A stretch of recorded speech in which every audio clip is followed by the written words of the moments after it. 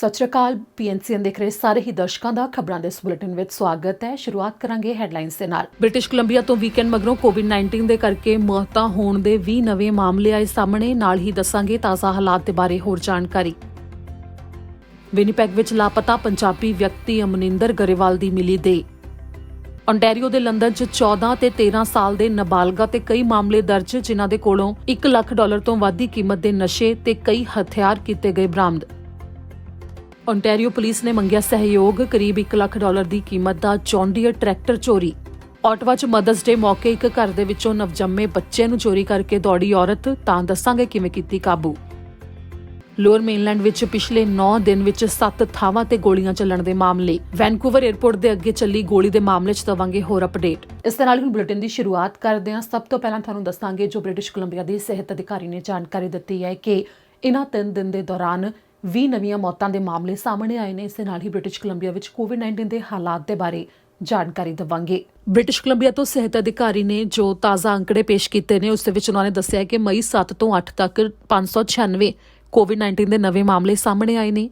ਮਈ 8 ਤੋਂ 9 ਤੱਕ 605 ਤੇ ਪਿਛਲੇ 24 ਘੰਟੇ ਦੇ ਵਿੱਚ 558 ਨਵੇਂ ਮਾਮਲੇ ਸਾਹਮਣੇ ਆਏ ਨੇ, ਜਿਸ ਦੇ ਨਾਲ ਹੀ 3 ਦਿਨ ਦੇ ਵਿੱਚ ਕੁੱਲ 1759 ਨਵੇਂ ਕੋਵਿਡ-19 ਦੇ ਮਾਮਲੇ ਸਾਹਮਣੇ ਆ ਚੁੱਕੇ ਨੇ। ਕੋਵਿਡ-19 ਦੇ ਹੁਣ ਤੱਕ ਬ੍ਰਿਟਿਸ਼ ਕੋਲੰਬੀਆ ਦੇ ਵਿੱਚ 1,36,100 ਮਰੀਜ਼ ਪਾਏ ਜਾ ਚੁੱਕੇ ਨੇ, ਜਿਨ੍ਹਾਂ ਦੇ ਵਿੱਚੋਂ ਕਈ ਠੀਕ ਵੀ ਹੋ ਚੁੱਕੇ ਨੇ ਤੇ ਕੁਝ ਮੌਤਾਂ ਵੀ ਹੋਈਆਂ ਨੇ। ਇਸ ਤਰ੍ਹਾਂ ਜੋ ਤਾਜ਼ਾ ਅੰਕੜੇ ਸਾਹਮਣੇ ਆਏ ਨੇ, ਉਹਨਾਂ ਮੁਤਾਬਕ ਇਹਨਾਂ 3 ਦਿਨ ਦੇ ਵਿੱਚ 20 ਨਵੀਆਂ ਮੌਤਾਂ ਹੋਈਆਂ ਨੇ ਤੇ ਬ੍ਰਿਟਿਸ਼ ਕੋਲੰਬੀਆ ਦੇ ਵਿੱਚ ਹੁਣ ਤੱਕ ਕੋਵਿਡ-19 ਦੇ ਕਰਕੇ ਹੋਈਆਂ ਮੌਤਾਂ ਦੀ ਗਿਣਤੀ 1622 ਹੋ ਚੁੱਕੀ ਹੈ। ਜਿਸ ਦੇ ਨਾਲ ਹੀ ਅਧਿਕਾਰੀਆਂ ਨੇ ਵੀ ਜਾਣਕਾਰੀ ਦਿੱਤੀ ਕਿ ਸਰੀ ਮੈਮੋਰੀਅਲ ਹਸਪਤਾਲ ਤੇ ਡਫਰਿਨ ਕੇਅਰ ਸੈਂਟਰ ਦੇ ਵਿੱਚ ਜੋ ਕੋਵਿਡ-19 ਦਾ ਆਊਟਬ੍ਰੇਕ ਹੋਇਆ ਸੀ, ਉਹ ਖਤਮ ਹੁਣ ਹੋ ਗਿਆ ਹੈ। ਇਸ ਨਾਲ ਹੀ ਉਹਨਾਂ ਨੇ ਜਾਣਕਾਰੀ ਦਿੱਤੀ ਤੇ ਨਾਲ ਹੀ ਉਤਸ਼ਾਹਿਤ ਕੀਤਾ ਬ੍ਰਿਟਿਸ਼ ਕੋਲੰਬੀਆ ਵਾਸੀਆਂ ਨੂੰ ਕਿ ਕੋਵਿਡ-19 ਦੇ ਟੀਕੇ ਦੇ ਵਾਸਤੇ ਜਿੰਨਾ ਜ਼ਿਆਦਾ ਹੋ ਸਕਦਾ ਉਨੀ ਜ਼ਿਆਦਾ ਗਿਣਤੀ ਦੇ ਵਿੱਚ ਖੁਦ ਨੂੰ ਰਜਿਸਟਰ ਕੀਤਾ ਜਾਵੇ, ਜਿਸ ਦੇ ਲਈ ਉਹਨਾਂ ਨੇ ਮਈ 9 ਤੱਕ ਦੇ ਅੰਕੜੇ ਦਿੱਤੇ ਨੇ ਕਿ 23,91,122 ਲੋਕਾਂ ਨੇ ਟੀਕੇ ਦੇ ਵਾਸਤੇ ਰਜਿਸਟਰ ਕਰ ਲਿਆ, ਜਿਸ ਦੇ ਬਾਰੇ ਜਾਣਕਾਰੀ ਦਿੰਦੇ ਹੋਏ ਡਾਕਟਰ ਬੋਨੀ ਹੈਨਰੀ ਨੇ ਇਹ ਉਮੀਦ ਜਤਾਈ ਕਿ ਬ੍ਰਿਟਿਸ਼ ਕੋਲੰਬੀਆ ਉਹ ਸੂਬਾ ਬਣੇ ਜਿੱਥੇ ਟੀਕਿਆਂ ਦੀ ਰਜਿਸਟ੍ਰੇਸ਼ਨ ਨਾਲ ਸੰਬੰਧਿਤ ਗਿਣਤੀ ਦੇ ਸਾਰੇ ਰਿਕਾਰਡ ਟੁੱਟ ਜਾਣ। ਇਸ ਤਰ੍ਹਾਂ ਹੀ ਅਗਲੀ ਖਬਰ ਹੈਮਿਲਟਨ ਤੋਂ ਹੈ। ਹੈਮਿਲਟਨ ਦੇ ਵਿੱਚ ਦੂਜੇ ਟਿਮ ਹਾਰਟਨਸ ਤੋਂ ਆਊਟਬ੍ਰੇਕ ਦਾ ਮਾਮਲਾ ਸਾਹਮਣੇ ਆਇਆ, ਜਿੱਥੇ ਕੋਵਿਡ-19 ਤੋਂ ਉੱਥੋਂ ਦੇ ਸਟਾਫ ਮੈਂਬਰ ਪੋਜ਼ਿਟਿਵ ਪਾਏ ਗਏ ਨੇ। ਹੈਮਿਲਟਨ ਵਿੱਚ ਇੱਕ ਹੋਰ ਟਿਮ ਹਾਰਟਨਸ ਦੇ ਉੱਤੇ ਕੋਵਿਡ-19 ਫੈਲਣ ਦਾ ਮਾਮਲਾ ਸਾਹਮਣੇ ਆਇਆ। ਦਰਅਸਲ ਹੈਮਿਲਟਨ ਤੋਂ ਸਿਹਤ ਅਧਿਕਾਰੀਆਂ ਨੇ ਜਾਣਕਾਰੀ ਦਿੱਤੀ ਸੋਮਵਾਰ ਨੂੰ ਕਿ ਉੱਥੇ ਕੋਵਿਡ-19 ਦੇ ਨਵੇਂ 101 ਮਾਮਲੇ ਰਿਪੋਰਟ ਕੀਤੇ ਗਏ ਨੇ, ਜਿਸ ਤੋਂ ਬਾਅਦ ਇਹ ਵੀ ਦੱਸਿਆ ਗਿਆ ਹੈ ਕਿ ਸ਼ਹਿਰ ਦੇ ਵਿੱਚ 44 ਅਜਿਹੀਆਂ ਥਾਵਾਂ ਨੇ ਜਿੱਥੇ ਕਿ ਵੱਖੋ-ਵੱਖਰੇ ਵਪਾਰ ਨੇ ਜੋ ਉੱਥੇ ਕੋਵਿਡ-19 ਫੈਲਣ ਦੇ ਮਾਮਲੇ ਸਾਹਮਣੇ ਆਏ ਨੇ। ਜਿਸ ਦੇ ਬਾਰੇ ਜੋ ਤਾਜ਼ਾ ਜਾਣਕਾਰੀ ਦਿੱਤੀ ਗਈ ਹੈ, ਉਸ ਮੁਤਾਬਕ ਜਿਹੜਾ ਟਿਮ ਹਾਰਟਨਸ 200 ਬਾਰਟਨ ਸਟਰੀਟ ਈਸਟ ਦੇ ਉੱਤੇ ਹੈ, ਉਸ ਦੇ ਵਿੱਚੋਂ ਵੀ ਕੋਵਿਡ-19 ਦੇ ਮਾਮਲੇ ਸਾਹਮਣੇ ਆਏ ਨੇ, ਜਿਸ ਦੇ ਵਿੱਚ ਉਹਨਾਂ ਨੇ ਦੱਸਿਆ ਕਿ 2 ਸਟਾਫ ਮੈਂਬਰ ਨੇ ਉੱਥੇ ਜਿਨ੍ਹਾਂ ਨੂੰ ਕੋਵਿਡ-19 ਤੋਂ ਪੋਜ਼ਿਟਿਵ ਪਾਇਆ ਗਿਆ ਹੈ। ਇਸ ਦੇ ਨਾਲ ਹੀ ਇਸ ਤੋਂ ਪਹਿਲਾਂ ਇੱਕ ਟਿਮ ਹਾਰਟਨਸ ਜਿੱਥੇ ਕਿ ਕੋਵਿਡ-19 ਫੈਲਣ ਦੇ ਮਾਮਲੇ ਸਾਹਮਣੇ ਆਏ ਸਨ, ਉਹ 2804 ਕਿੰਗ ਸਟਰੀਟ ਈਸਟ ਦੇ ਉੱਤੇ ਸੀ, ਜਿੱਥੇ ਕਿ 6 ਮਈ ਨੂੰ ਜਾਣਕਾਰੀ ਦਿੱਤੀ ਗਈ ਸੀ ਕਿ ਉੱਥੇ 3 ਸਟਾਫ ਮੈਂਬਰਸ ਨੂੰ ਕੋਵਿਡ-19 ਤੋਂ ਪੋਜ਼ਿਟਿਵ ਪਾਇਆ ਗਿਆ ਹੈ। ਜਦੋਂ ਇੱਕ ਵਪਾਰ ਦੇ ਉੱਤੇ ਕੋਵਿਡ-19 ਤੋਂ ਕਾਮੇ ਪੋਜ਼ਿਟਿਵ ਪਾਏ ਜਾਂਦੇ ਨੇ ਤਾਂ ਉਸ ਤੋਂ ਬਾਅਦ ਉੱਥੇ ਉਹਨਾਂ ਦੇ ਸੰਪਰਕ ਵਿੱਚ ਆਉਣ ਵਾਲਿਆਂ ਨੂੰ ਵੀ ਇਕੱਲੇ ਰਹਿਣ ਦੇ ਵਾਸਤੇ ਕਹਿ ਦਿੱਤਾ ਜਾਂਦਾ ਹੈ ਤੇ ਸਾਰਿਆਂ ਦੇ ਟੈਸਟ ਕੀਤੇ ਜਾਂਦੇ ਨੇ ਤੇ ਇਸ ਦੇ ਨਾਲ ਹੀ ਜਿਹੜੇ ਸਮੇਂ ਉਹਨਾਂ ਨੇ ਕੰਮ ਕੀਤਾ ਉਸ ਸਮੇਂ ਤੇ ਦਿਨ ਦੀ ਜਾਣਕਾਰੀ ਗ੍ਰਾਹਕਾਂ ਨੂੰ ਦਿੱਤੀ ਜਾਂਦੀ ਹੈ ਤੇ ਉਸ ਤੋਂ ਬਾਅਦ ਉਹਨਾਂ ਦੇ ਨਾਲ ਸੰਪਰਕ ਕੀਤਾ ਜਾਂਦਾ ਹੈ। ਜਿਹੜੇ ਵੀ ਉਹਨਾਂ ਦੇ ਸੰਪਰਕ ਵਿੱਚ ਆਏ ਹੋਣ ਤੇ ਕੋਵਿਡ-19 ਦੇ ਟੈਸਟ ਕੀਤੇ ਜਾਂਦੇ ਨੇ। ਇਸ ਦੌਰਾਨ ਜਾਣਕਾਰੀ ਦਿੱਤੀ ਗਈ ਹੈ ਕਿ ਹੋਰ ਵੀ ਵੱਖੋ-ਵੱਖਰੀਆਂ ਕਈ ਥਾਵਾਂ ਨੇ ਜਿੱਥੇ ਕਿ ਕੋਵਿਡ-19 ਦੇ ਮਾਮਲੇ ਫੈਲਣ ਦੀ ਜਾਣਕਾਰੀ ਸਾਹਮਣੇ ਆਈ ਹੈ, ਜਿਸ ਦੇ ਵਿੱਚ ਜੋ ਨਵਾਂ ਆਊਟਬ੍ਰੇਕ ਹੋਇਆ ਹੈ ਇੱਕ ਗ੍ਰੀਨ ਕਾਲਰ ਲੈਂਡਸਕੇਪਿੰਗ ਦੇ ਉੱਤੇ ਵੀ, ਜਿੱਥੇ ਤੋਂ 4 ਕੋਵਿਡ-19 ਦੇ ਮਰੀਜ਼ਾਂ ਦੀ ਗਿਣਤੀ ਸਾਹਮਣੇ ਆਈ ਹੈ। ਇਸ ਦੇ ਨਾਲ ਹੀ ਹੈਮਿਲਟਨ ਵੈਂਟਵਰਥ ਡਿਟੈਂਸ਼ਨ ਸੈਂਟਰ ਹੈ ਜੋ ਉੱਥੇ ਵੀ 8 ਮਈ ਨੂੰ ਜਾਣਕਾਰੀ ਦਿੱਤੀ ਗਈ ਕਿ ਕੋਵਿਡ-19 ਉੱਥੇ ਫੈਲਿਆ ਹੈ। ਇਸ ਦੌਰਾਨ ਸਿਹਤ ਅਧਿਕਾਰੀਆਂ ਵੱਲੋਂ ਸਭ ਨੂੰ ਕਿਹਾ ਜਾ ਰਿਹਾ ਹੈ ਕਿ ਕੋਵਿਡ-19 ਦੀਆਂ ਹਦਾਇਤਾਂ ਦੀ ਪਾਲਣਾ ਕੀਤੀ ਜਾਵੇ ਤੇ ਇਸ ਦੇ ਨਾਲ ਹੀ ਜੇਕਰ ਕਿਸੇ ਦੇ ਸੰਪਰਕ ਵਿੱਚ ਕੋਵਿਡ-19 ਦਾ ਮਰੀਜ਼ ਆ ਜਾਂਦਾ ਹੈ ਤਾਂ ਉਹਨਾਂ ਤੱਕ ਪਹੁੰਚ ਕੀਤੀ ਜਾ ਰਹੀ ਹੈ ਤਾਂ ਕਿ ਅੱਗੇ ਉਹਨਾਂ ਦੀ ਟੈਸਟਿੰਗ ਕੀਤੀ ਜਾ ਸਕੇ। ਅਗਲੀ ਖਬਰ ਵਿਨੀਪੈਗ ਤੋਂ ਉਸ ਪੰਜਾਬੀ ਨੌਜਵਾਨ ਦੇ ਬਾਰੇ ਹੈ ਜਿਸ ਦੇ ਲਾਪਤਾ ਹੋਣ ਦੇ ਬਾਰੇ ਪਿਛਲੇ ਮਹੀਨੇ ਜਾਣਕਾਰੀ ਸਾਹਮਣੇ ਆਈ ਸੀ, ਪਰ ਹੁਣ ਅਮਨ ਗਰੇਵਾਲ, ਜਿਸ ਦਾ ਨਾਮ ਅਮਨਿੰਦਰ ਗਰੇਵਾਲ ਵੀ ਹੈ, ਉਸ ਦੀ ਹੁਣ ਦੇਹ ਮਿਲੀ ਹੈ। ਵਿਨੀਪੈਗ ਪੁਲਿਸ ਨੇ ਜਾਣਕਾਰੀ ਦਿੱਤੀ ਹੈ ਕਿ 31 ਸਾਲਾ ਅਮਨਿੰਦਰ ਗਰੇਵਾਲ ਜੋ ਕਿ ਪਿਛਲੇ ਮਹੀਨੇ ਤੋਂ ਲਾਪਤਾ ਸੀ, ਉਸ ਦੀ ਉਹਨਾਂ ਨੂੰ ਮ੍ਰਿਤਕ ਦੇਹ ਮਿਲੀ ਹੈ, ਜਿਸ ਦੇ ਬਾਰੇ ਪੁਲਿਸ ਨੇ ਕਿਹਾ ਕਿ ਅਮਨਿੰਦਰ ਗਰੇਵਾਲ ਦੀ ਮੌਤ ਹੋਈ ਹੈ, ਪਰ ਉਸ ਦੀ ਮੌਤ ਦਾ ਕਾਰਨ ਹਜੇ ਉਹਨਾਂ ਨੇ ਨਹੀਂ ਦੱਸਿਆ। ਜਿਨ੍ਹਾਂ ਵੱਲੋਂ ਕਿਹਾ ਗਿਆ ਹੈ ਕਿ ਗਰੇਵਾਲ ਦੀ ਦੇਹ ਨੂੰ ਪੋਸਟਮਾਰਟਮ ਦੇ ਵਾਸਤੇ ਭੇਜਿਆ ਗਿਆ ਹੈ, ਜਿਸ ਦੀ ਰਿਪੋਰਟ ਤੋਂ ਬਾਅਦ ਹੀ ਉਹਨਾਂ ਦੇ ਵੱਲੋਂ ਕੋਈ ਜਾਣਕਾਰੀ ਦਿੱਤੀ ਜਾਵੇਗੀ।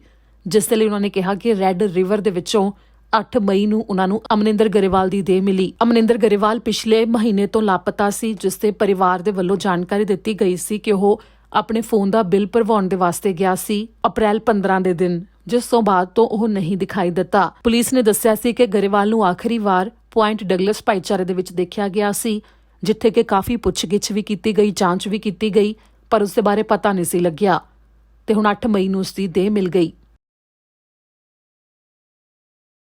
ਅਗਲੀ ਖਬਰ ਓਨਟਾਰੀਓ ਦੇ ਲੰਡਨ ਤੋਂ, ਜਿੱਥੇ ਪੁਲਿਸ ਨੇ ਜਾਣਕਾਰੀ ਦਿੱਤੀ ਹੈ ਕਿ ਉਹਨਾਂ ਨੇ ਨਾਬਾਲਗਾਂ ਦੇ ਉੱਤੇ ਮਾਮਲੇ ਦਰਜ ਕੀਤੇ ਨੇ, ਜਿਨ੍ਹਾਂ ਦੀ ਉਮਰ 14 ਤੇ 13 ਸਾਲ ਹੈ, ਜਿਨ੍ਹਾਂ ਦੇ ਕੋਲੋਂ ਕਈ ਹਥਿਆਰ ਤਾਂ ਬਰਾਮਦ ਕੀਤੇ ਹੀ ਗਏ ਨੇ, ਸਗੋਂ $1 ਲੱਖ ਤੋਂ ਵੱਧ ਦੇ ਨਸ਼ੇ ਵੀ ਬਰਾਮਦ ਕੀਤੇ ਗਏ ਨੇ। ਲੰਡਨ ਪੁਲਿਸ ਨੇ 3 ਨਾਬਾਲਗ ਨੌਜਵਾਨਾਂ ਦੇ ਉੱਤੇ ਕਈ ਮਾਮਲੇ ਦਰਜ ਹੋਣ ਦੀ ਜਾਣਕਾਰੀ ਦਿੱਤੀ ਹੈ, ਜਿਨ੍ਹਾਂ ਦੇ ਕੋਲੋਂ ਕਈ ਹਥਿਆਰ ਤੇ ਨਾਲ ਹੀ 1,30,000 ਤੱਕ ਦੀ ਕੀਮਤ ਦੇ ਨਸ਼ੇ ਮਿਲੇ ਨੇ। ਲੰਡਨ ਪੁਲਿਸ ਅਧਿਕਾਰੀਆਂ ਨੇ ਦੱਸਿਆ ਕਿ ਉਹਨਾਂ ਦੀ crime gun task force team ਦੇ ਨਾਲ ਮਿਲ ਕੇ ਉਹਨਾਂ ਨੇ ਜਾਂਚ ਕੀਤੀ, ਜਿਸ ਦੇ ਵਿੱਚ ਐਮਰਜੈਂਸੀ ਰਿਸਪੌਂਸ ਯੂਨਿਟ ਵੀ ਸ਼ਾਮਲ ਸੀ। ਇਹਨਾਂ ਦੇ ਵੱਲੋਂ ਮਿਲ ਕੇ 7 ਥਾਵਾਂ ਦੇ ਉੱਤੇ ਸਰਚ ਵਾਰੰਟ ਕੱਢੇ ਗਏ। ਵੱਖ-ਵੱਖਰੇ ਘਰਾਂ ਦੇ ਵਿੱਚ ਇਹ ਜਾਂਚ ਕੀਤੀ ਗਈ। ਇਸ ਜਾਂਚ ਦੇ ਦੌਰਾਨ ਪੁਲਿਸ ਅਧਿਕਾਰੀਆਂ ਨੂੰ ਰਾਈਫਲ, ਕਈ ਹੋਰ ਪਿਸਤੌਲ ਤੇ ਰੌਂਦ ਤੇ ਨਾਲ ਹੀ ਸਿੰਥੈਟਿਕ ਨਸ਼ਾ ਵੀ ਮਿਲਿਆ, ਜਿਸ ਦੇ ਵਿੱਚ $1,04,000 ਤੱਕ ਦੀ ਮੈਟਾਫੈਟਾਮਾਈਨ, $33,000 ਤੱਕ ਦੀ ਫੈਂਟਨਲ ਮਿਲੀ। ਇਸ ਦੌਰਾਨ ਅਧਿਕਾਰੀਆਂ ਨੇ ਦੱਸਿਆ ਕਿ ਜੋ 3 ਨੌਜਵਾਨ ਇਸ ਦੇ ਵਿੱਚ ਕਾਬੂ ਕੀਤੇ ਨੇ, ਉਹਨਾਂ ਦੇ ਵਿੱਚੋਂ 2 ਦੀ ਉਮਰ ਤਾਂ 14 ਸਾਲ ਹੀ ਹੈ ਤੇ 1 ਦੀ ਉਮਰ 13 ਸਾਲ ਹੈ, ਜਿਨ੍ਹਾਂ ਦੇ ਉੱਤੇ 3 ਮਾਮਲੇ ਦਰਜ ਹੋਏ ਨੇ। ਇਸ ਦੇ ਨਾਲ ਹੀ ਇੱਕ ਹੋਰ 14 ਸਾਲ ਦਾ ਨੌਜਵਾਨ ਹੈ, ਉਸ ਦੇ ਉੱਤੇ ਵੀ ਮਾਮਲੇ ਦਰਜ ਹੋਏ ਨੇ। ਪੁਲਿਸ ਅਧਿਕਾਰੀਆਂ ਨੇ ਦੱਸਿਆ ਕਿ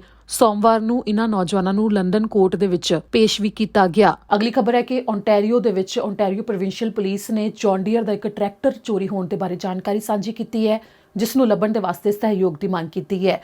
ਜੋ ਤਸਵੀਰਾਂ ਅਸੀਂ ਤੁਹਾਨੂੰ ਇਸ ਖਬਰ ਦੇ ਵਿੱਚ ਦਿਖਾਵਾਂਗੇ, ਉਹ ਪੁਲਿਸ ਨੇ ਸਾਂਝੀਆਂ ਕੀਤੀਆਂ ਨੇ, ਜਿਸ ਦੇ ਵਿੱਚ ਉਹਨਾਂ ਨੇ ਕਿਹਾ ਕਿ ਇਹ ਤਸਵੀਰ ਉਸ ਟਰੈਕਟਰ ਦੀ ਨਹੀਂ ਹੈ ਜੋ ਚੋਰੀ ਹੋਇਆ ਹੈ, ਸਗੋਂ ਬਿਲਕੁਲ ਇਹੋ ਜਿਹਾ ਹੀ ਦਿਖਣ ਵਾਲਾ ਟਰੈਕਟਰ ਇਸੇ ਮਾਡਲ ਦਾ ਹੈ ਜੋ ਚੋਰੀ ਹੋਇਆ ਹੈ। ਓਨਟਾਰੀਓ ਪ੍ਰੋਵਿੰਸ਼ੀਅਲ ਪੁਲਿਸ ਦੇ ਵੱਲੋਂ ਜਾਣਕਾਰੀ ਦਿੱਤੀ ਗਈ ਹੈ ਕਿ ਮਲੈਂਗਟਨ ਤੋਂ ਇੱਕ ਟਰੈਕਟਰ ਚੋਰੀ ਹੋਇਆ, ਜਿਸ ਦੇ ਵਿੱਚ ਉਹਨਾਂ ਨੇ ਸਹਿਯੋਗ ਦੀ ਮੰਗ ਕੀਤੀ ਹੈ। ਨਾਲ ਹੀ ਉਹਨਾਂ ਨੇ ਇੱਥੇ ਦੱਸਿਆ ਕਿ $1 ਲੱਖ ਦੇ ਕਰੀਬ ਜੌਨ ਡੀਅਰ ਦਾ ਟਰੈਕਟਰ ਸੀ, ਜੋ ਕਿ ਖੇਤਾਂ ਦੇ ਵਿੱਚੋਂ ਮਲੈਂਗਟਨ ਤੋਂ ਚੋਰੀ ਕਰ ਲਿਆ ਗਿਆ। ਇਸ ਦੌਰਾਨ ਪੁਲਿਸ ਦਾ ਮੰਨਣਾ ਹੈ ਕਿ ਇਹ ਚੋਰੀ ਬੁੱਧਵਾਰ ਨੂੰ ਮਈ 5 ਸ਼ਾਮੀ 6 ਵਜੇ ਜਾਂ ਫਿਰ ਵੀਰਵਾਰ ਨੂੰ ਮਈ 6 ਸਵੇਰੇ 9 ਵਜੇ ਦੇ ਦਰਮਿਆਨ ਹੋਈ ਹੋ ਸਕਦੀ ਹੈ, ਜਿਸ ਦੇ ਬਾਰੇ ਪਤਾ ਦੱਸਿਆ ਗਿਆ ਹੈ, ਜੋ ਕਿ ਲਾਈਨ 5 ਮਲੈਂਗਟਨ। ਤੇ ਨਾਲ ਹੀ ਜਾਣਕਾਰੀ ਦਿੱਤੀ ਗਈ ਹੈ ਕਿ ਜੋ ਟਰੈਕਟਰ ਚੋਰੀ ਹੋਇਆ ਹੈ ਉਹ 2010 ਜੌਨ ਡੀਅਰ ਮਾਡਲ 7430 ਹੈ, ਹਰਾ ਰੰਗ ਹੈ ਉਸਦਾ, ਜਿਸ ਦੀ ਕੀਮਤ ਕਰੀਬ $1 ਲੱਖ ਹੈ। ਇਸ ਦੌਰਾਨ ਕਿਸੇ ਦੇ ਉੱਤੇ ਵੀ ਸ਼ੱਕ ਨਹੀਂ ਜਤਾਇਆ ਗਿਆ। ਸ਼ੱਕੀ ਦੇ ਬਾਰੇ ਕੋਈ ਵੀ ਜਾਣਕਾਰੀ ਅਧਿਕਾਰੀਆਂ ਨੇ ਨਹੀਂ ਦਿੱਤੀ ਹੈ, ਪਰ ਉਹਨਾਂ ਨੇ ਕਿਹਾ ਕਿ ਜੇਕਰ ਇਸ ਦੇ ਬਾਰੇ ਕਿਸੇ ਨੂੰ ਵੀ ਕੁਝ ਪਤਾ ਹੋਵੇ ਤਾਂ ਡਫਰਿਨ OPP ਦੇ ਨਾਲ 1888310112 ਦੇ ਉੱਤੇ ਸੰਪਰਕ ਕੀਤਾ ਜਾ ਸਕਦਾ ਹੈ ਜਾਣਕਾਰੀ ਦੇਣ ਦੇ ਵਾਸਤੇ। ਅਗਲੀ ਖਬਰ ਆਟਵਾ ਤੋਂ ਹੈ, ਜਿੱਥੇ ਕਿ ਇੱਕ 8 ਦਿਨ ਦੇ ਬੱਚੇ ਨੂੰ ਚੋਰੀ ਕਰਨ ਦੇ ਜ਼ੁਰਮ ਦੇ ਵਿੱਚ ਇੱਕ ਔਰਤ ਨੂੰ ਗ੍ਰਿਫਤਾਰ ਕੀਤਾ ਗਿਆ ਤੇ ਉਸ ਤੇ ਮਾਮਲੇ ਦਰਜ ਹੋਏ ਨੇ। ਦਰਅਸਲ ਆਟਵਾ ਦੇ ਇੱਕ ਘਰ ਦੇ ਵਿੱਚ ਜਦੋਂ ਬੱਚਾ ਪੈਦਾ ਹੋਇਆ, ਉਸ ਬੱਚੇ ਦੀ ਜੋ ਮਾਂ ਹੈ ਉਹ ਸੋਸ਼ਲ ਮੀਡੀਆ ਦੇ ਉੱਤੇ ਅਜਿਹੇ ਗਰੁੱਪ ਦੇ ਵਿੱਚ ਸ਼ਾਮਲ ਸੀ, ਜਿਸ ਦੇ ਵਿੱਚ ਨਵੀਆਂ ਮਾਵਾਂ ਨੇ ਜੋ ਜਾਣਕਾਰੀ ਸਾਂਝੀ ਕਰਦੀਆਂ ਨੇ, ਤਾਂ ਉੱਥੇ ਤੋਂ ਹੀ ਇੱਕ ਔਰਤ ਨੇ ਉਸ ਦਾ ਸੰਪਰਕ ਲਿਆ ਤੇ ਉਸ ਤੋਂ ਬਾਅਦ ਉਸ ਨੂੰ ਇਹ ਕਿਹਾ ਕਿ ਉਸਨੇ ਉਸ ਗਰੁੱਪ ਦੇ ਵਿੱਚ ਇੱਕ ਇਨਾਮ ਜਿੱਤਿਆ ਤੇ ਉਸ ਇਨਾਮ ਨੂੰ ਦੇਣ ਦੇ ਵਾਸਤੇ ਉਹ ਉਸਦੇ ਘਰ ਆਵੇਗੀ। ਤੇ ਜਦੋਂ ਘਰ ਦਾ ਪਤਾ ਉਸ ਬੱਚੇ ਦੀ ਮਾਂ ਨੇ ਦੱਸ ਦਿੱਤਾ ਤਾਂ ਉਹ ਔਰਤ, ਜਿਸ ਦਾ ਨਾਮ ਨਿਕੋਲੋ ਸ਼ੈਂਕਸ ਦੱਸਿਆ ਗਿਆ, ਜੋ ਕਿ 32 ਸਾਲ ਦੀ ਹੈ ਤੇ ਕਿਊਬੈਕ ਦੀ ਰਹਿਣ ਵਾਲੀ ਹੈ, ਉਹ ਔਰਤ ਉਸ ਨਵਜੰਮੇ ਬੱਚੇ ਦੇ ਘਰ ਪਹੁੰਚ ਗਈ ਤੇ ਬੱਚੇ ਦੇ ਪਰਿਵਾਰ ਦੇ ਉੱਤੇ ਉਸਨੇ ਸਪਰੇਅ ਕਰਕੇ, ਜੋ ਕਿ ਪੇਪਰ ਸਪਰੇਅ ਸੀ, ਉਸ ਦੇ ਨਾਲ ਹਮਲਾ ਕਰ ਦਿੱਤਾ ਤੇ ਉਸ ਤੋਂ ਬਾਅਦ ਬੱਚੇ ਨੂੰ ਲੈ ਕੇ ਦੌੜ ਗਈ ਤੇ ਉਹ ਪਰਿਵਾਰ ਕਾਮਯਾਬ ਹੋਇਆ ਇਸ ਦੀ ਜਾਣਕਾਰੀ ਆਪਣੇ ਗੁਆਂਢੀਆਂ ਨੂੰ ਦੱਸਣ ਦੇ ਵਿੱਚ। ਗੁਆਂਢੀਆਂ ਨੂੰ ਜਦੋਂ ਉਹਨਾਂ ਨੇ ਦੱਸਿਆ ਕਿ ਉਹਨਾਂ ਦੇ ਬੱਚੇ ਨੂੰ ਕੋਈ ਔਰਤ ਚੋਰੀ ਕਰਕੇ ਭੱਜ ਰਹੀ ਹੈ, ਤਾਂ ਤੁਰੰਤ ਗੁਆਂਢੀ ਬਾਹਰ ਆ ਗਏ ਘਰ ਤੋਂ ਤੇ ਉਸ ਔਰਤ ਨੂੰ ਫੜ ਲਿਆ ਤੇ ਉਦੋਂ ਤੱਕ ਉਹਨਾਂ ਨੇ ਉਡੀਕ ਕੀਤੀ ਜਦੋਂ ਤੱਕ ਪੁਲਿਸ ਆ ਨਹੀਂ ਗਈ। ਤੇ ਜਦੋਂ ਪੁਲਿਸ ਆਈ ਤਾਂ ਪੁਲਿਸ ਨੇ ਉਸ ਔਰਤ ਨੂੰ ਗ੍ਰਿਫਤਾਰ ਕਰ ਲਿਆ। ਬੱਚੇ ਨੂੰ ਸੁਰੱਖਿਅਤ ਉਸਦੇ ਪਰਿਵਾਰ ਦੇ ਕੋਲ ਪਹੁੰਚਾ ਦਿੱਤਾ ਗਿਆ, ਜਿਨ੍ਹਾਂ ਨੇ ਕਿਹਾ ਕਿ 8 ਦਿਨ ਦਾ ਬੱਚਾ ਜੋ ਚੋਰੀ ਕੀਤਾ ਗਿਆ ਸੀ ਉਹ ਪੂਰੀ ਤਰ੍ਹਾਂ ਸੁਰੱਖਿਅਤ ਹੈ। ਇਸ ਘਟਨਾ ਦੇ ਵਿੱਚ ਉਸ ਨੂੰ ਕੋਈ ਵੀ ਸੱਟ ਫੇਟ ਨਹੀਂ ਲੱਗੀ ਹੈ, ਜਿਸ ਦੇ ਵਿੱਚ ਪੁਲਿਸ ਅਧਿਕਾਰੀਆਂ ਨੇ ਪੁਸ਼ਟੀ ਕੀਤੀ ਹੈ ਕਿ ਜਿਸ ਔਰਤ ਨੂੰ ਗ੍ਰਿਫਤਾਰ ਕੀਤਾ ਗਿਆ ਉਹ 32 ਸਾਲਾ ਔਰਤ ਨਿਕੋਲ ਸ਼ੈਂਕਸ ਕਿਊਬੈਕ ਦੀ ਰਹਿਣ ਵਾਲੀ ਹੈ। ਇਸ ਦੇ ਨਾਲ ਹੀ ਅਗਲੀ ਖਬਰ ਦੇ ਵੱਲ ਰੁਖ ਕਰਾਂਗੇ। ਜੋ ਬਰਨਬੀ ਤੋਂ ਗੋਲੀਆਂ ਚੱਲਣ ਦਾ ਮਾਮਲਾ ਸ਼ਨੀਵਾਰ ਨੂੰ ਸਾਹਮਣੇ ਆਇਆ ਸੀ, ਉਸ ਮਾਮਲੇ ਵਿੱਚ ਅੱਜ ਸਵੇਰੇ ਆਈਹਿਟ ਨੇ ਜਾਣਕਾਰੀ ਦਿੱਤੀ। ਆਈ ਹਿੱਟ ਨੇ ਇਸ ਮੌਕੇ ਪੁਸ਼ਟੀ ਕੀਤੀ ਹੈ ਕਿ ਉਹਨਾਂ ਨੇ 20 ਸਾਲ ਦੇ ਨੌਜਵਾਨ ਨੂੰ ਗ੍ਰਿਫਤਾਰ ਕੀਤਾ ਹੈ। ਪੁਲਿਸ ਅਧਿਕਾਰੀਆਂ ਨੇ ਜਾਣਕਾਰੀ ਦਿੱਤੀ ਹੈ ਕਿ ਬਰਨਬੀ ਵਿੱਚ ਗੋਲੀਆਂ ਚੱਲਣ ਦੇ ਮਾਮਲੇ ਵਿੱਚ ਜੋ 19 ਸਾਲਾ ਨੌਜਵਾਨ ਦੀ ਮੌਤ ਹੋਈ ਸੀ ਉਸ ਦੇ ਲਈ 20 ਸਾਲਾ ਨੌਜਵਾਨ ਦੇ ਉੱਤੇ ਮਾਮਲੇ ਦਰਜ ਕਰ ਦਿੱਤੇ ਗਏ ਨੇ, ਜਿਸ ਦੇ ਬਾਰੇ ਪੁਲਿਸ ਨੇ ਕਿਹਾ ਕਿ ਅਹਿਮਦ ਰਿਆਜ਼ ਤਾਹਿਰ ਨਾਮਕ 20 ਸਾਲਾ ਨੌਜਵਾਨ ਹੈ ਜਿਸ ਨੇ 19 ਸਾਲਾ ਟੋਨੀ ਦਲੀਪੀ ਤੇ ਗੋਲੀਆਂ ਚਲਾਈਆਂ। ਸ਼ਨੀਵਾਰ ਨੂੰ ਸ਼ਾਮੀ 7 ਵਜੇ ਗੋਲੀਆਂ ਚਲਾਏ ਜਾਣ ਦਾ ਇਹ ਮਾਮਲਾ ਸਾਹਮਣੇ ਆਇਆ ਸੀ ਤੇ ਸੋਮਵਾਰ ਦੀ ਸਵੇਰ ਪੁਲਿਸ ਨੇ 20 ਸਾਲਾ ਨੌਜਵਾਨ ਤੇ ਮਾਮਲੇ ਦਰਜ ਕਰ ਦਿੱਤੇ। ਇੰਟੀਗ੍ਰੇਟਿਡ ਹੋਮਿਸਾਈਡ ਇਨਵੈਸਟੀਗੇਸ਼ਨ ਟੀਮ ਨੇ ਵੀ ਮਾਮਲੇ ਦੀ ਜਾਣਕਾਰੀ ਦਿੱਤੀ ਹੈ। 19 ਸਾਲਾ ਨੌਜਵਾਨ ਨੂੰ 6 ਸਟਰੀਟ 13 ਐਵੇਨਿਊ ਦੇ ਨੇੜੇ ਵੇਬ ਸਟੋਰ ਦੇ ਅੱਗੇ ਗੋਲੀਆਂ ਮਾਰੀਆਂ ਗਈਆਂ ਨੇ। ਗੋਲੀ ਚੱਲਣ ਦੇ ਇਸ ਮਾਮਲੇ ਨੂੰ ਪੁਲਿਸ ਨੇ ਗੈਂਗਵਾਰ ਦੇ ਨਾਲ ਸੰਬੰਧਿਤ ਦੱਸਿਆ ਹੈ। ਇਸ ਮੌਕੇ ਟੋਨੀ ਦਲੀਪੀ ਹੈ ਜਿਸ ਨੂੰ ਗੋਲੀਆਂ ਮਾਰੀਆਂ ਗਈਆਂ ਨੇ, ਉਸ ਦਾ ਪਰਿਵਾਰ ਕੋਸਵੋ ਦੇ ਵਿੱਚ ਵੀ ਹੈ ਜੋ ਕਿ ਉੱਥੇ ਜਾ ਕੇ ਉਸ ਦੀਆਂ ਆਖਰੀ ਰਸਮਾਂ ਕਰਨੀਆਂ ਚਾਹੁੰਦੇ ਨੇ। ਇਸ ਦੌਰਾਨ ਟੋਨੀ ਦਲੀਪੀ ਦੀਆਂ ਆਖਰੀ ਰਸਮਾਂ ਦੇ ਵਾਸਤੇ ਗੋ ਫੰਡ ਮੀ ਦੇ ਉੱਤੇ ਡੋਨੇਸ਼ਨ ਵੀ ਇਕੱਠਾ ਕੀਤਾ ਜਾ ਰਿਹਾ ਹੈ, ਜਿਸ ਦੇ ਪਰਿਵਾਰ ਦੇ ਵੱਲੋਂ ਗੋ ਫੰਡ ਮੀ ਦੇ ਉੱਤੇ ਉਸ ਦੇ ਬਾਰੇ ਜਾਣਕਾਰੀ ਵੀ ਸਾਂਝੀ ਕੀਤੀ ਗਈ ਹੈ, ਜਿਸ ਮੌਕੇ ਦੱਸਿਆ ਗਿਆ ਕਿ ਉਹ ਬਹੁਤ ਵਧੀਆ ਇਨਸਾਨ ਸੀ ਜੋ ਆਪਣੇ ਆਲੇ ਦੁਆਲੇ ਰਹਿਣ ਵਾਲਿਆਂ ਦੀ ਬਹੁਤ ਪਰਵਾਹ ਕਰਦਾ ਸੀ, ਜਿਸ ਦੇ ਪਰਿਵਾਰ ਦੇ ਵੱਲੋਂ ਇੱਛਾ ਜਤਾਈ ਗਈ ਹੈ ਕਿ ਕੋਸਵੋ ਦੇ ਵਿੱਚ ਉਸ ਦੀਆਂ ਆਖਰੀ ਰਸਮਾਂ ਅਦਾ ਕੀਤੀਆਂ ਜਾਣ, ਜਿਸ ਦੇ ਵਾਸਤੇ ਹੁਣ ਫੰਡ ਇਕੱਠਾ ਕੀਤਾ ਜਾ ਰਿਹਾ ਹੈ। ਇਸ ਮੌਕੇ $10,000 ਤੱਕ ਦੇ ਫੰਡ ਦਾ ਟੀਚਾ ਰੱਖਿਆ ਗਿਆ ਸੀ, ਪਰ ਇਸ ਸਮੇਂ ਤੱਕ $15,000 ਤੋਂ ਵੱਧ ਦਾ ਫੰਡ ਇਕੱਠਾ ਕੀਤਾ ਜਾ ਚੁੱਕਿਆ ਹੈ। ਅਗਲੀ ਖਬਰ ਹੈ ਕਿ ਵੈਨਕੂਵਰ 에ਅਰਪੋਰਟ ਦੇ ਬਾਹਰ ਗੋਲੀਆਂ ਚੱਲੀਆਂ ਨੇ। ਜੋ ਕਰਮਨ ਗਰੇਵਾਲ ਨਾਮਕ 28 ਸਾਲਾ ਨੌਜਵਾਨ ਹੈ ਉਸ ਦਾ ਕਤਲ ਹੋਇਆ ਹੈ। ਉਸ ਮਾਮਲੇ ਦੇ ਨਾਲ ਜੁੜੀ ਹੋਈ ਉਹ ਘਟਨਾ ਜਾਪ ਰਹੀ ਹੈ ਜੋ ਸਰੀ ਦੇ ਵਿੱਚ ਕੁਝ ਘੰਟੇ ਦੇ ਬਾਅਦ ਇੱਕ ਗੱਡੀ ਨੂੰ ਅੱਗ ਲੱਗੀ ਹੋਈ ਮਿਲੀ। ਪੁਲਿਸ ਅਧਿਕਾਰੀਆਂ ਦਾ ਇਸ ਮੌਕੇ ਮੰਨਣਾ ਹੈ ਕਿ ਦੋਵੇਂ ਘਟਨਾਵਾਂ ਦਾ ਇੱਕ ਦੂਜੇ ਨਾਲ ਸਬੰਧ ਹੈ ਕਿ ਗੋਲੀ ਚੱਲਣ ਦੇ ਇਸ ਮਾਮਲੇ ਦੇ ਵਿੱਚ ਜਿੱਥੇ ਇੱਕ ਪਾਸੇ ਜਿਨ੍ਹਾਂ ਵਿਅਕਤੀਆਂ ਨੇ ਹਮਲਾ ਕੀਤਾ ਉਹਨਾਂ ਨੇ ਇੱਕ 28 ਸਾਲਾ ਨੌਜਵਾਨ ਨੂੰ ਵੀ ਗੋਲੀ ਮਾਰੀ ਤਾਂ ਉਸ ਤੋਂ ਬਾਅਦ ਉਹਨਾਂ ਨੇ ਪੁਲਿਸ ਦੀ ਗੱਡੀ ਦੇ ਉੱਤੇ ਵੀ ਗੋਲੀਆਂ ਚਲਾਈਆਂ। ਇਸ ਮੌਕੇ ਅਧਿਕਾਰੀਆਂ ਨੇ ਇਹ ਵੀ ਪੁਸ਼ਟੀ ਕੀਤੀ ਹੈ ਕਿ ਕਰਮਨ ਗਰੇਵਾਲ ਨੂੰ ਪਹਿਲਾਂ ਤੋਂ ਜਾਣਦੇ ਸਨ, ਗੈਂਗਵਾਰ ਨਾਲ ਉਸ ਦਾ ਸਬੰਧ ਸੀ। ਕਰਮਨ ਗਰੇਵਾਲ ਦੀਆਂ ਸੋਸ਼ਲ ਮੀਡੀਆ ਦੇ ਉੱਤੇ ਤਸਵੀਰਾਂ ਵੀ ਦੇਖੀਆਂ ਜਾ ਸਕਦੀਆਂ ਨੇ ਜੋ ਕਿ ਪੁਲਿਸ ਨੇ ਜਾਣਕਾਰੀ ਸਾਂਝੀ ਕੀਤੀ ਸੀ ਜਦੋਂ ਉਹਨਾਂ ਨੇ ਇਹਨਾਂ ਨੌਜਵਾਨਾਂ ਨੂੰ ਵਾਂਟਡ ਕਰਾਰ ਦਿੱਤਾ ਸੀ ਤੇ ਉਸ ਪੋਸਟਰ ਦੇ ਵਿੱਚ ਜੋ ਸਭ ਤੋਂ ਪਹਿਲੀ ਫੋਟੋ ਹੈ ਉਹ ਕਰਮਨ ਗਰੇਵਾਲ ਦੀ ਹੈ ਜਿਸ ਦੀ ਕਿ ਗੋਲੀ ਮਾਰ ਕੇ ਹੱਤਿਆ ਕੀਤੀ ਗਈ ਹੈ। ਇਸ ਨਾਲ ਹੁਣ ਅਗਲੀ ਖਬਰ ਦੇ ਵੱਲ ਰੁਖ ਕਰਾਂਗੇ। ਅਗਲੀ ਖਬਰ ਹੈ ਕਿ ਪ੍ਰਧਾਨ ਮੰਤਰੀ ਜਸਟਿਨ ਟਰੂਡੋ ਨੇ ਜਿਵੇਂ ਕਿ ਇਹ ਹਫਤਾ ਨਰਸਾਂ ਨੂੰ ਸਮਰਪਿਤ ਮਨਾਇਆ ਜਾ ਰਿਹਾ ਹੈ ਉਹਨਾਂ ਦੇ ਵਾਸਤੇ ਸੰਦੇਸ਼ ਜਾਰੀ ਕੀਤਾ ਹੈ। ਕੈਨੇਡਾ 'ਚ ਇਹ ਹਫਤਾ ਨਰਸਾਂ ਨੂੰ ਸਮਰਪਿਤ ਮਨਾਇਆ ਜਾ ਰਿਹਾ ਹੈ। ਨਰਸਾਂ ਲਈ ਕੌਮੀ ਹਫਤੇ ਮੌਕੇ ਪ੍ਰਧਾਨ ਮੰਤਰੀ ਜਸਟਿਨ ਟਰੂਡੋ ਨੇ ਸੰਦੇਸ਼ ਜਾਰੀ ਕੀਤਾ ਜਿਨ੍ਹਾਂ ਮਈ 10 ਤੋਂ ਮਈ 16 ਤੱਕ ਨਰਸਾਂ ਲਈ ਮਨਾਏ ਜਾ ਰਹੇ ਇਸ ਹਫਤੇ ਮੌਕੇ ਕਿਹਾ ਹੈ ਕਿ ਉਹ ਨਿਰਸਵਾਰਥ ਹੋ ਕੇ ਹਰ ਰੋਜ਼ ਜ਼ਿੰਦਗੀਆਂ ਬਚਾਉਂਦੇ ਨੇ ਜੋ ਕਿ ਸਾਡੇ ਹੈਲਥ ਕੇਅਰ ਸਿਸਟਮ ਦੇ ਹੀਰੋ ਨੇ, ਜੋ ਬਿਨਾਂ ਥੱਕੇ ਭਾਈਚਾਰਿਆਂ ਤੇ ਮਰੀਜ਼ਾਂ ਲਈ ਸਰਵਿਸ ਦਿੰਦੇ ਨੇ ਤਾਂ ਕਿ ਰਹਿਣ ਲਈ ਕੈਨੇਡਾ ਨੂੰ ਹੋਰ ਵੀ ਵਧੀਆ ਥਾਂ ਬਣਾਇਆ ਜਾ ਸਕੇ। ਜਦੋਂ ਤੋਂ ਕੋਵਿਡ-19 ਮਹਾਮਾਰੀ ਸ਼ੁਰੂ ਹੋਈ ਹੈ ਤਾਂ ਦੇਸ਼ ਭਰ ਤੋਂ ਨਰਸਾਂ ਵੱਲੋਂ ਫਰੰਟ ਲਾਈਨ ਉੱਤੇ ਕੈਨੇਡਾ ਵਾਸੀਆਂ ਦੀਆਂ ਜ਼ਿੰਦਗੀਆਂ ਬਚਾਉਣ ਲਈ ਕੰਮ ਕੀਤਾ ਗਿਆ। ਇਸ ਮੌਕੇ ਨਰਸਾਂ ਦੇ ਕੰਮ ਦੀ ਸ਼ਲਾਘਾ ਕਰਦੇ ਹੋਏ ਪ੍ਰਧਾਨ ਮੰਤਰੀ ਜਸਟਿਨ ਟਰੂਡੋ ਨੇ ਸਾਰੇ ਕੈਨੇਡਾ ਵਾਸੀਆਂ ਨੂੰ ਸੱਦਾ ਦਿੱਤਾ ਕਿ ਉਹ ਨਰਸਾਂ ਵੱਲੋਂ ਕੀਤੇ ਕੰਮ ਦਾ ਸਤਿਕਾਰ ਕਰਨ, ਉਹਨਾਂ ਦਾ ਧੰਨਵਾਦ ਕਰਨ ਜੋ ਕਿ ਸਿਹਤ ਹਦਾਇਤਾਂ ਦੀ ਪਾਲਣਾ ਕਰਕੇ ਵੀ ਕੀਤਾ ਜਾ ਸਕਦਾ ਹੈ। Nurses are at the heart of our Canadian healthcare systems and at the heart of our communities. They are the smiling faces who greet us at hospitals and clinics. They are the calming voice helping us through our toughest days. And they are the ones caring for our parents, family members, and loved ones in their darkest moments.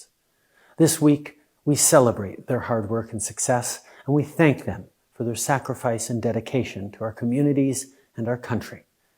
This has been a very challenging year for our nurses. COVID-19 has drastically changed the conditions of their workplace, but through it all, they've had Canadians' backs. So we need to continue to have theirs. That's why our government will continue to do whatever it takes to make sure they have the supplies and equipment they need to stay safe. But we all have a role to play in supporting their work. The best way for us all to protect our nurses is to follow public health guidelines, wash our hands, keep 2 meters apart from each other, wear a mask, stay home as much as we can, and get our vaccine when it's our turn. If we all do our part, we will beat this virus. To all the nurses out there serving our communities and helping people, thank you. We are so grateful for you, and as a country, we owe you so much. So once again, thank you for everything you do. ਇਸ ਨਾਲ ਹੀ ਅੱਜ ਇਸ bulletin ਵਿੱਚ ਇੰਨਾ ਹੀ। ਮੈਨੂੰ ਦਿਓ ਇਜਾਜ਼ਤ। ਸਤਿ ਸ਼੍ਰੀ ਅਕਾਲ।